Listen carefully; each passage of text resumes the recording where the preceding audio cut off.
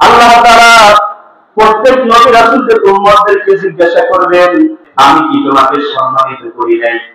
এরপরে তোমাকে আমি নেতৃত্ব দান করি নাই?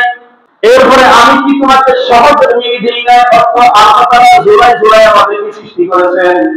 এরপরে আমি ঘোড়া প্রভৃতি জন্তু তোমার অধীনস্থ করে দিয়েছি।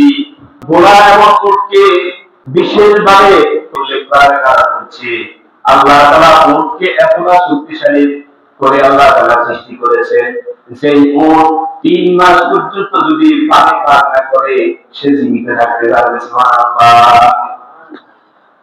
তাহলে মানুষ এত দুর্বল, আল্লাহ তাআলা এমন একটা জন্তুকে মানুষের অধীনস্থ করে দিলেন যে ১ মাস যদি কোনো কিছু না খায় তারপরে জীবিত থাকবে, ৩ মাস যদি পানি না খায় তারপরে সে জীবিত থাকবে। সুবহানাল্লাহ। এরকম জন্তুকে আমরা তার অধীনস্থ করে দিয়েছি, যদি জবাই করতে চায় জবাই করা যায়। তাই হচ্ছে তার দিকে যদি আপনি মোটাও না, আপনি নিজেও নিয়ে বসেন অথবা আপনার পুরো ফ্যামিলি নিয়ে বসেন, তাহলে সে আপনাকে আপনার গন্তব্যস্থলে পৌঁছে দিবে। তিনি কি অধীনস্থ হন? অধীনস্থ করে দিয়েছেন। আমার বন্ধুগণ, আল্লাহ তাআলা আমাকে আপনাকে এই প্রশ্নগুলো করলে আমরা উত্তর দেব, হ্যাঁ অবশ্যই আপনি আমাদেরকে এগুলো দান করেছেন। এবার আল্লাহ তাআলা পরবর্তী আসল প্রশ্নটা করতেছেন, তাহলে আমাকে বলো তুমি যে কিয়ামত দিবসে বিচার দিবসে আমার কাছে দণ্ডায়মান হবে এই বিশ্বাস কি তুমি করতে কিনা?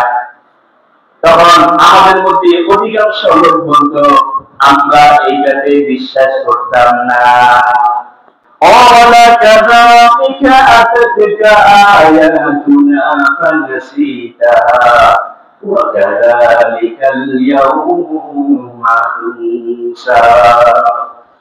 রব্বুল আলামিন বলবেন, ও বান্দা, দুনিয়াতে আমার এত মহাত্ম দলিল বিচার দিবসের ব্যাপারে তোমাকে আমি দিলাম, তুমি আমার সেগুলা ভুলে গেলা।